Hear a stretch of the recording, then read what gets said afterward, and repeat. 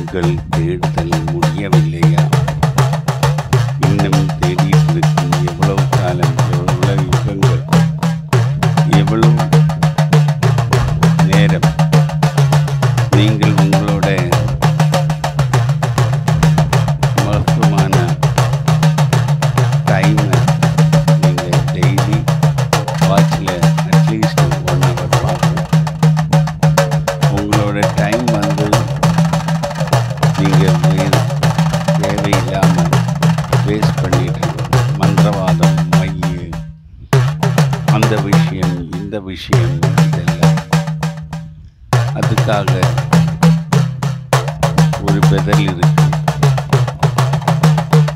எவ்வளவு நாள் சரி தேடி தேடி தேடி தேடி தேடி அலைஞ்சு நீங்கள் எங்கேயும் போகிறதும் இல்லை, எங்கேயும் வாழதும் இல்லை.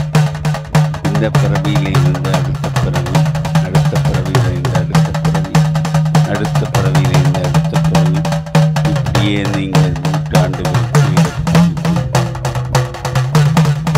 முடியவில்லை என்றால் சொல்லுங்கள், உங்களுக்கு ஒரு விடை இருக்கு. அந்த விடை வந்து இதுதான். கால கிருஷ்ணா யோகினி தந்திரம், கால கிருஷ்ண யோகினி தந்திரம், காளிய கிருஷ்ண யோகினி தந்திரம் என்று சொல்லி, இது நீங்கள் உங்களோட வாழ்க்கையில் அந்த மந்திரத்தை முன்னேற்றினால் உங்களுக்கு சித்தியாகிறது. அகோரமான வழிமுறைகள். ஒரு நாள் நீங்கள் உள்ளாலே இறங்கினால் திரும்பி போக முடியாது. யமுனா நதியில் ஆழத்தில் நீங்கள் விழுந்துட்டே இருக்கும். அப்படியே யமுனா நதியில் ஆழத்தில் ஆழ்ந்து போகும்போது எங்கேயோ ஒரு விடை கிடைக்கும். அந்த ஸ்ரீகிருஷ்ண பெருமாள் காளி உருவத்தில் வந்து உங்களுக்கு அந்த விடையை சொல்லி கொடுக்கும். ஸ்ரீகிருஷ்ண பெருமாள் ஒவ்வொரு ரூபம் எடுத்து விடை கிடைக்க ஒரு மந்திர சக்தியாக நான் உங்களுக்கு தரப்போகிறது என்று நீங்கள் அதை ஒரு எச்சரிக்கையாக எடுத்து உங்கள் வாழ்க்கையில் வந்து அதை பிரயோகப்படுத்தி அதோட ஜெய பராஜயங்கள், அதாவது அதோட சக்சஸ் ஃபெயிலுவர் நீங்களே தெரிஞ்சுக்கணும். முடியவில்லை முடியவில்லை முடியவில்லை என்று நினைக்கும் பல காரியங்களும் முடிக்க வேண்டும். ஐயா வணக்கங்க ஐயா. இப்போது ஏகப்பட்ட வழிபாட்டு முறைகள் இருக்கிறப்போ இந்த தாந்திரிக் அப்படின்னா என்னங்க? யந்திரம், மந்திரம், தந்திரம், அது மூணுத்தையும் கொஞ்சம் தெளிவாக சொல்லுங்க. தாந்திரிக் நான் சொன்னாலே இந்த வேர்டில் அதோட அர்த்தம் வந்துட்டுருக்கு.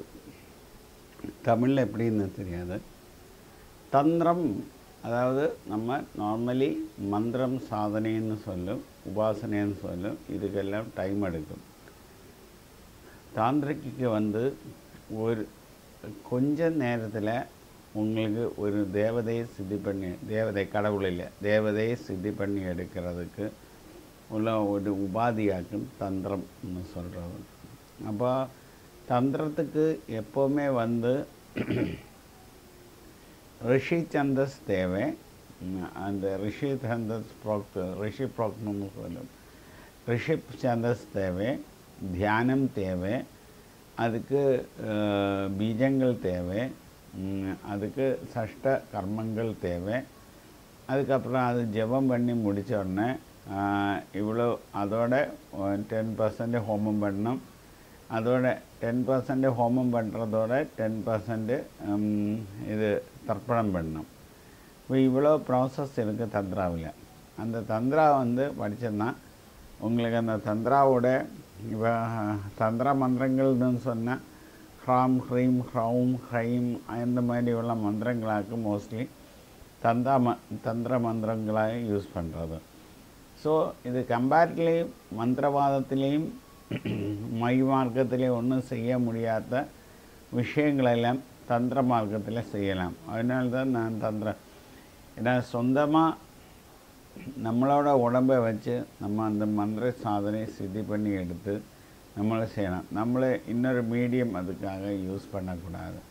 மீடியம் யூஸ் பண்ணுறது தான் இது மை அந்த மாதிரி விஷயங்கள். மீடியம் இல்லாமல் வெறும் தந்திரத்தால் மட்டும் நமக்கு நிறைய விஷயங்கள் சாதிக்க முடியும். எல்லாத்துக்கும் நெகட்டிவ் பாசிட்டிவ் இருக்குது. இதோட நெகட்டிவ் வந்து தந்திராயில் நம்ம ஒரு சாதனை எடுத்தோம்னா அது லைஃப் ஃபுல்லாக செய்யணும். அந்த தேவதை லைஃப்பை ஃபுல்லாக இப்போ நம்ம மோட்சப்பிராப்தி அடைஞ்சாலும் நம்ம செல்ஃப் ரியலைசேஷன் ஸ்டேஜுக்கு வந்தாலும் அந்த தேவதை நம்ம உடம்பை விட்டு இங்கேருந்து சமாதியோ டெத்தோ ஏதோ போகிறது வரையிலும் அந்த தேவதைக்கு நம்ம பூஜை பண்ணிட்டு தான் இருக்கணும். அதுக்கடையில் எந்த எக்ஸ்கியூஸும் கிடையாது. இதுதான் தந்திரமாக இருக்கும். இது போல் இடையே அந்த தேவதை வழிபாட விட்டோம்னா என்ன ஆகும்? நிறைய விஷயங்கள் ஆகலாம். அது இன்ன விஷயம்னு சொல்ல முடியாது. டேஞ்சர் ஆகலாம், படுக்கையில் படுத்துட்டு இருக்கலாம், நிறைய கடன்கள் சோதனைகள், ஒய்ஃபை விட்டுட்டு போவோம், ஃபேமிலி விட்டுட்டு போவோம், நம்ம பைத்தியக்காரனாகவும், இந்த மாதிரி நிறைய விஷயங்கள். ஏன்னா ஒரு தேவதை நம்ம கெஸ்ட்டு மாதிரி தான் நம்மளோட வீட்டில் கூப்பிட்டு டெய்லி பூஜை கொடுத்து அதுக்கு அட்லீஸ்ட் ஒரு 2 முந்திரி பழமாவது வச்சு நம்ம பூஜை பண்ணும்போது அந்த தேவதை அதை எக்ஸ்பெக்ட் பண்ணும். அந்த தேவதை அதை எக்ஸ்பெக்ட் பண்ணி ஒரு நாளைக்கு தெய்வம் இல்லை, தேவதை அதை எக்ஸ்பெக்ட் பண்ணி ஒரு நாளைக்கு அது கிடைக்காம இருந்தால் அந்த தேவதை சாபம் போட்டுட்டு போகும். இதுதான். அதனால் நிறைய விஷயங்கள் நமக்கு வாழ்க்கையில் நடக்கிறதுக்கு உள்ள சான்ஸ் இருக்குது. ஒரு உபாசனை தேவதையை உபாசனை பண்ணிவிட்டு சடனாக அதை ஸ்டாப் பண்ணிவிட்டு இன்னொரு உபாசனை தேவை எடுத்து உபாசனை பண்ணுறாங்க ஐயா, அவங்க எப்படி அதை பேலன்ஸ் பண்ணுறது? இல்லை, சடனாக யாரும் ஸ்டாப் பண்ண சொன்னாங்க? யாரும் ஸ்டாப் பண்ணாதில்லை. ஒரு உபாசனை இப்போ நம்ம 1000 சங்கிய ஜபம் பண்ணால் நம்ம ஒரு உபாசனை 1 லட்சம் 2 லட்சம் இப்போ உச்சிஷ்ட கணபதிக்கு 1 லட்சம் உரு ஜபம் பண்ணணும். அப்போ 1 லட்சம் உரு ஜபம் பண்ணால் அதுக்கப்புறம் அந்த 1 லட்சம் உரு முடிஞ்ச பிறகு நமக்கு வேறு தேவதை எடுക്കാം. பட் முடிஞ்சாலும் டெய்லி ஒரு 108 டைம்ஸு அந்த தேவதை நம்ம எடுத்து தான் ஆகணும். அந்த தேவதை நம்ம உபாசனை பண்ணி தான் ஆகணும். இப்போ தந்திர வழிபாடில் நான் ஒரு எக்ஸாம்பிள், ஏன்னா ஏற்கனவே நான் சொன்னது, அதனால் நான் எக்ஸாம்பிள் சொல்கிறேன். கணகரிஷி நிஜ காயத்ரி சந்த் ஸ்ரீ பீஜ பூரமுக்ஷம் திக்ஷணம் கணகரிஷி நிஜ காயத்ரி சந்த் ஸ்ரீ உச்சிஷ்ட கணபதி தேவதா शरं धनुपाश श्रेणी स्वहस्तगदाम आरक्ति सरोरिहस्ताम विवस्त्रपत्न्यां शुरपप्रवत्त उच्चिष्ट अम्बासदम आश्रयेवम. இந்த 2 ஏரியாவில் டச் பண்ணணும். ஓம் ஹஸ்திமுகாய லம்போதராய உச்சிஷ்டாய மகாத்மாய ஆங்க்ரோம் ஸ்ரீம் க்ளீம் கே உச்சிஷ்டாய ஸ்வாஹா. இதாக்கு மந்திரம். ஓம் ஆம் ஹிருதயாய நம. ஓம் ஹ்ரீம் சிரசே ஸ்வாஹா. ஓம் ஆம் शिखाय वौषट ग्लैं कवचाय हुं ग्लौं नेत्रत्रय वौषट. ஐயா, இப்போது கோயில்கள் எதற்குங்க ஐயா?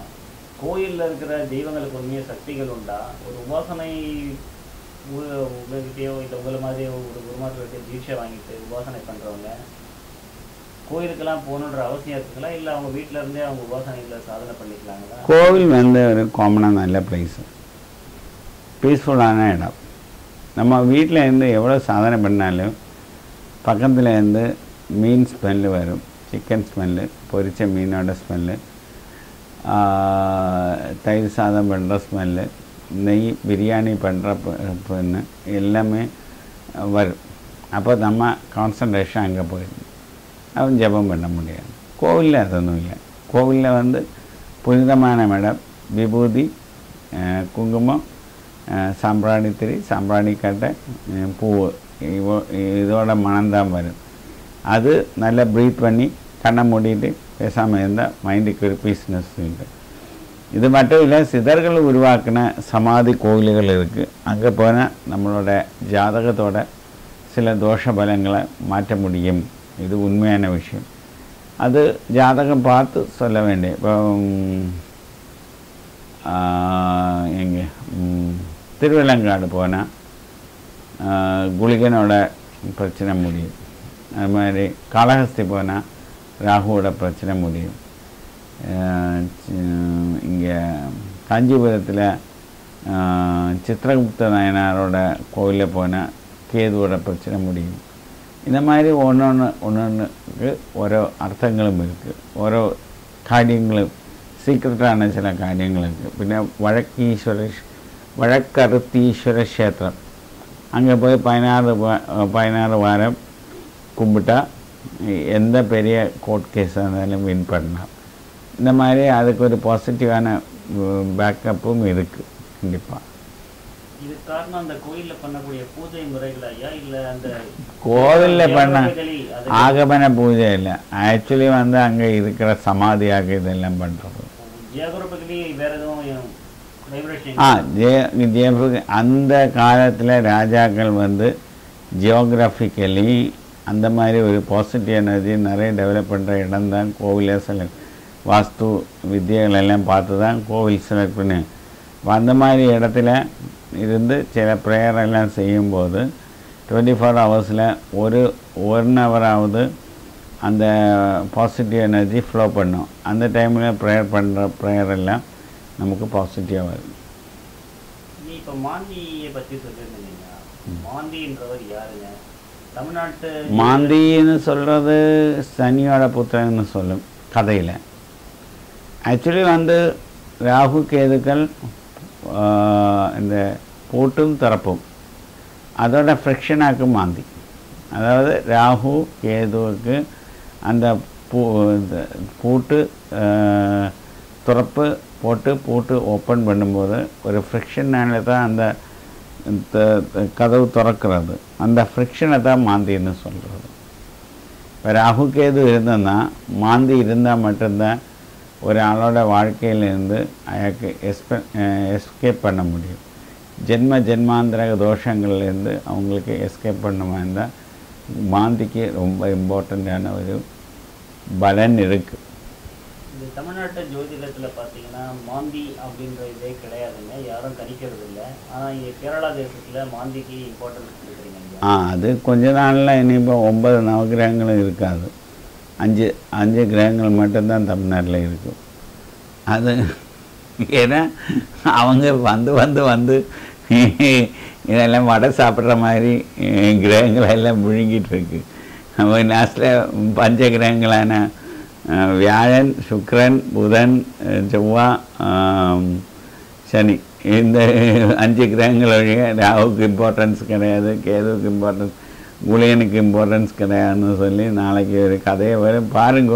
ஒரு 5 வருஷம் கூட கழிஞ்ச 5 கிரகங்களை அந்த மாதிரி போயிட்டு இருக்கு தமிழ்நாடு மக்களோட ஜோதிட படித்தம். நான் என்ன பண்ண முடியும்? இல்லை, இப்போ உங்ககிட்ட ஜாதகம் கணிச்சவங்களுக்கு நீங்கள் ரொம்ப தெளிவாக அவங்களுக்கு ஜாதகத்தில் இருக்கக்கூடிய பிரச்சனைகள், அதுக்குண்டான பரிகாரங்கள்லாம் சொல்லி நிறைய பேர் திருமணம் ஆகாதவங்களுக்கு திருமண பாக்கியத்தையும், குழந்தை இல்லாதவங்களுக்கு குழந்தை பாக்கியத்தையும், தொழில், பித்ருதோஷங்கள், அந்த மாதிரியான பல விஷயத்துக்கு தீர்வு கொடுத்துருக்கீங்க ஐயா. நீங்கள் உங்களை தேடி வர கிளைண்ட்ஸுக்கு நீங்கள் வீட்டில் தனிப்பட்ட முறையில், உங்கள் ஆசிரமத்திலேயோ வீட்டிலையோ தனிப்பட்ட முறையில் ஜோதிட கணக்கு தரீங்களா? பரிகாரங்கள்லாம் சொல்கிறீங்களா ஐயா? கண்டிப்பாக. யாராவது தேடி வந்தோன்னா முன்னாடி எல்லாம் வந்து என்னோடய வீட்டு வாசலில் சாப்பாட்டுக்காக நைட்டில் வரும். என்னோடய தாத்தாவோட அப்பா வந்து ஒரு கோவிலோட ட்ரஸ்டியாக இருந்தார். ட்ரஸ்டியில் அந்த காலத்தில் கோவரத்தாடின்னு சொல்லும் ஒரு கோவிலை வந்து பார்க்குறது அந்த தாத்தாவோட அப்பா வந்து. அப்போ அங்கே வந்து நைட்டில் பிரசாதம் எடுத்துகிட்டு வரும்போது நம்ம ஊரில் வந்து நிறைய தெருவுகள் இருக்குது. ஆசாரிக்குடி, சம்பக்குடி, இந்த மாதிரி செட்டியார் குடி, பின்ன இந்த துணி நெய்கிறவங்களோட குடி, இந்த மாதிரி குடிகள் இருக்குது. தாத்தா நடந்து வர வழியில் தாத்தாவோட அப்பா நடந்து வர வழியில் சில இடத்துல பசியோடு இருக்கிறவங்களுக்கு இந்த பிரசாதத்தை கொடுத்துட்டு வர்றது. ஸோ அந்த காலத்தில் அந்த மாதிரி செய்துட்டு இருந்தேன். அதுக்கப்புறம் என்னோடய மாமா வந்து நிறைய பிரச்சனைகள் வரவங்களுக்கு ஜோதிடம் சொல்லி நிறைய பரிகாரங்கள் செய்து கொடுக்கறது. இந்த மாதிரி ஒரு நிலைமை என்னோடய குடும்பத்தில் இருக்குது. அப்போ என்ன தேடி ஒரு பிரச்சனை இருக்குன்னு சொல்லி வரவங்களுக்கு சாப்பாடாக இருந்தாலும் சொல்யூஷனாக இருந்தாலும் அவங்களோட ஜாதக சொல்யூஷனாக இருந்தாலும் கொடுக்க வேண்டியது என்னோடய தர்மம். அது வாங்கிறதும் வாங்காமல் இருக்கிறதும் அவங்களோட இச்சாசக்தி. இப்போ உங்கள்கிட்ட வந்து ஜோதிடம் பரிகாரத்துக்கு வரவங்களுக்கும் இல்லை வேறு தாந்திரிக பூஜைகளுக்கு வரவங்களுக்கும் உங்களால் எப்படிங்க ஐயா பூஜை செய்து 100% இதை வந்து சக்ஸஸ்ஃபுல்லாக சாத்தியமாக்க முடியுதுங்க? 100% சாத்தியமாக்க முடியும்னா அவங்க எல்லாம் வாரது, அவங்களோட ஆன்சிஸ்டர்ஸாக்க என்கிட்ட வாரது. இப்போ நிறைய வாட்டி நானே சொல்லியிருக்கேன், உங்களோட இன்ன ஆளுகள் என் முன்னாடி வந்தாக்கும் உங்களை பற்றி சொன்னாங்க. ஸோ சாமி இந்த மாதிரி பரிகாரம் பண்ணி கொடுத்தா எங்களுக்கு மோட்ச பிராப்தி அடையலாம், அதனால் எங்களோட சன்னுக்கு கிராண்ட் சைல்டுக்கு நல்ல ஒரு வாழ்க்கை கிடைக்கும். அவங்க வந்து பெக் பண்ணனால நான் அது செய்து கொடுக்குறது. இப்போ கூட பேசிகிட்டு இருக்கும்போது 5-6 பேர் வந்து பெக் பண்ணாது. நாளைக்கு ஏதோ 5 பேர் வராங்க என்ன பார்க்குறதுக்கு. அப்போ அந்த 5 பேருக்கு பரிகாரம் செய்து கொடுக்க முடியுமான்னு சொல்லி அவங்க பெக் பண்ணிட்டு போகிறாங்க. ஓகே, என்னால் முடிஞ்சது நான் செய்யலாம்னு சொல்லியிருக்கு. அப்படித்தான் சொல்ல முடியும், வேறு ஒன்றும் சொல்ல முடியாது. இப்போ நீங்கள் அந்த வீடியோ பதியும் போது நிறைய ப்ரெடிக்ட் பண்ணுறீங்க. இது வந்து உங்களுக்கு எப்படி காட்சி விஷுவலைசேஷன்லாம் இல்லை ஏதாவது ஹியரிங் இதுங்களா? நிறைய விஷயங்கள் இருக்குது. விஷுவலைசேஷன் இருக்குது, சென்சேஷன் இருக்குது, ஆடியோ சென்ஸ் இருக்குது. இந்த மாதிரி ஏதாவது ஒரு வழியில் தேவதை எங்கிட்ட கொண்டு வரும். சில ஆத்மாக்களை ஆடியோ சென்ஸ் தான் பண்ண முடியும். சில ஆத்மாக்களை வந்து வீடியோ விஷுவலைசேஷன் மாதிரி விஷுவல் டச்சிங் பண்ண முடியும். சிலவங்களுக்கு வந்து ஒலி இந்த காட்டு மாதிரி உடம்பில் டச் பண்ணிட்டு போகிற அந்த மாதிரி ஒரு அனுபவம் தான் கிடைக்கும். இது எந்த வழின்னு இல்லை, எந்த வழி வேணுமாலும் வரலாம். அந்த ஆத்மா வந்து எந்த ஸ்டேஜுக்கு நிற்கிறேன்னு பொறுத்தது அந்த மாதிரி என்கிட்ட வரவங்களும் அந்த மாதிரி வரும். நான் அதுக்கு எக்ஸாம்பிள் சொல்லலாம். கொஞ்ச நாளுக்கு முன்னாடி என் வீட்டில் முன்னாடி டெய்லி ஒரு நாயை வாக்கிங்குக்கு கொண்டு போகும். ஒரு நாளைக்கு காலைமே நான் பார்த்துட்டு இருந்தப்போ என் முன்னாடி வந்து நாய் பார்த்துட்டே இருந்தது. ஓகே, நான் விட்டாச்சு. மறுநாளைக்கு அதே மாதிரி பார்த்துட்டு இருந்தேன். 3ஆம் நாளும் என்னை வந்து பார்த்தபோது நான் சொன்னேன், லிசி, உன்னோட பிரச்சனை எனக்கு தெரியும். நீ கோவாவிலேருந்து இந்த தப்பு பண்ணனால தான் நீ நாயாக பிறக்க வேண்டி வந்தது. அதுக்கு நீ போய் இந்த பரிகாரத்தை நீ ஏற்றுக்கோ, இல்லாட்டி இந்த மாதிரி நீ வந்து ப்ரேயர் பண்ணுன்னு சொல்லி அந்த நாய்கிட்ட இல்லைங்க. அந்த நாய் 2 காலும் நீட்டி வச்சு என்னை கும்பிட்டுட்டு போனது. அதுக்கப்புறம் அந்த ஓனர் அந்த நாயை கொண்டு இந்த வழியாக வர்றதில்லை, ஏன்னா பயந்து போயிடுச்சு. நான் என்ன பண்ண முடியும்? சில வேளை காகன் வந்து உட்கார்ந்து சொல்லும், எனக்கு இந்த மாதிரி பிரச்சனை இருக்குது. பக்கத்து வீட்டில் என்னோட பாட்டியோட சன் வந்து அமெரிக்காவிலேருந்து வர போகிறது, கொஞ்சம் இன்ஃபார்ம் பண்ண முடியுமா? ஏன்னா காகனுக்கு வந்து அங்கே போய் சொல்ல முடியாது. அப்போ நான் சொல்ல, பாட்டி இந்த மாதிரி டிக்கெட் கிடச்சிருக்கு, புதன்கிழமை வரும். அப்போ யாரும் நம்பாது. புதன்கிழமை உடனே ஒரு 10 மினிட்டில் பாட்டிக்கு ஃபோன் வரும், நான் புதன்கிழமை வரப்போகிறேன்னு. அப்போ தான் அந்த பாட்டிக்கு நம்பிக்கை வரும். இந்த மாதிரி நிறைய விஷயங்கள் என்னோடய வாழ்க்கை.